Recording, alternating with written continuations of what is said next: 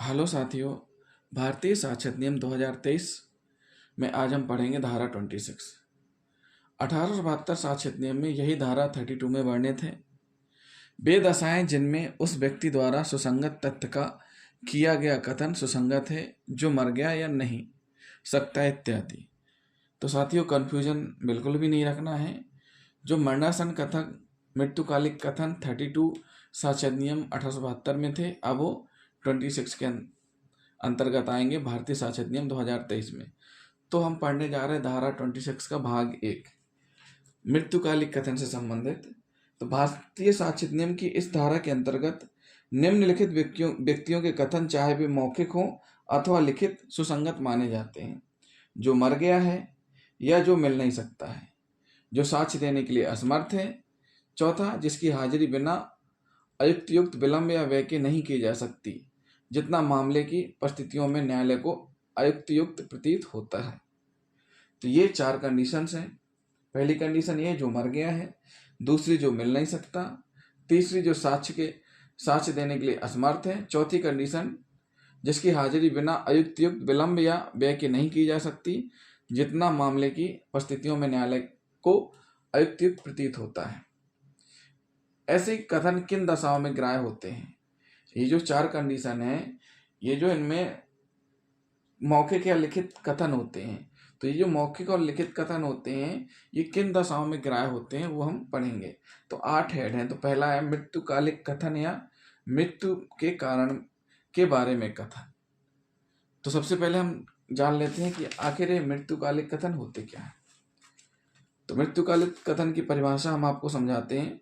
मृत्युकालिक कथन किसी ऐसे व्यक्ति का लिखित या मौखिक कथन है जो मर गया है तथा जिसने अपने कथन में अपनी मृत्यु के कारणों को बताया है या उन परिस्थितियों को बताया है जिनमें उसकी मृत्यु हुई है।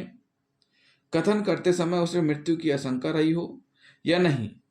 मृतक पत्नी द्वारा अपनी मृत्यु के पूर्व लिखे गए पत्र को साक्ष्य में ग्राह्य माना गया है क्योंकि वह उसकी मृत्यु के कारण को या उन परिस्थितियों को प्रकट करता था जिनके फलस्वरूप उसकी मृत्यु हुई है। तो साथियों, ये हो गई मृत्युकालिक परिभाषा। मृत्युकालिक परिभाषा का मतलब यही है कि ऐसा कथन जो ऐसे व्यक्ति द्वारा लिखित या मौखिक रूप से दिया गया है जो कि मर गया है तथा जिसने अपने कथन में अपने मृत्यु के कारणों को बताया है और उन परिस्थितियों को भी बताया है जिसमें उसकी मृत्यु हुई है। तो ये मृत्युकालिक कथन होते हैं, ऐसे कथन। इस धारा के अनुसार मृत्यु के समय कहे गए कथन तभी सुसंगत होते हैं जब मृतक ने अपने कथन में क्या क्या बोला हो, अपने मृत्यु के कारण के संबंध में किया हो। जो कथन उसने दिया हो उसने अपनी मृत्यु के संबंध में दिया हो। दूसरी कंडीशन, उन परिस्थितियों के विषय में हो जिनमें उसकी मृत्यु हुई है। स्पष्ट किया हो मृत्युकालिक कथन में कि जिन परिस्थितियों के विषय में उसकी मृत्यु हुई है वो आना चाहिए। तीसरी कंडीशन, उसकी मृत्यु का कारण प्रश्नगत हो। उसकी मृत्यु का कारण क्या हो? प्रश्नगत हो।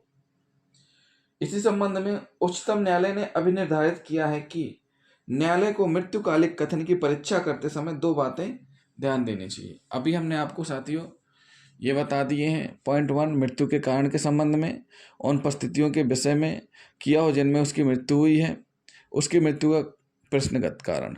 अब हम ध्यान देने वाली बातें बताने जा रहे हैं। उच्चतम न्यायालय ने अब निर्धारित किया है कि न्यायालय को मृत्युकालिक कथन की परीक्षा करते समय 2 बातों पर ध्यान देना चाहिए। पहली बात कि वह किसी व्यक्ति के पढ़ाने, सिखाने या उकसाने के फलस्वरूप नहीं है। दूसरा कि मृतक कथन करने के लिए मन की ठीक दशा में था और कथन बिना किसी दुश्मनी के किया। 2 कंडीशन है, उन पर बारीकी से नज़र डालनी चाहिए कि वह किसी व्यक्ति के जो मृत्युकालिक कथन देने वाला है उसने किसी के कहने, सिखाने, पढ़ाने, उकसाने के फलस्वरूप तो नहीं बयान दिया।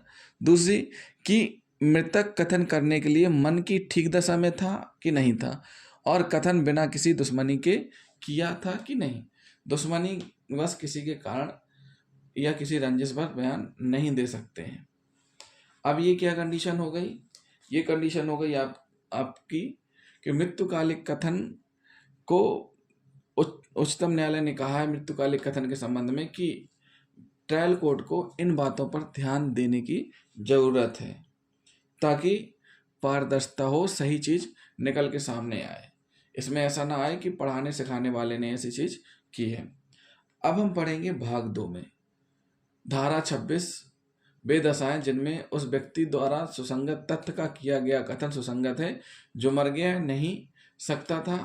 इसमें जो पॉइंट नंबर 1 है मृत्युकालिक कथन या मृत्यु के कारण के बारे में कथन, इसका भाग 2 हम पढ़ेंगे। अभी हमने आपको एक भाग 1 पढ़ाया, अब हम पढ़ाने जा रहे हैं इसमें भाग 2। तो भाग 2 में हम पढ़ेंगे क्या, सबसे पहले ग्राह्यता के 2 आधार।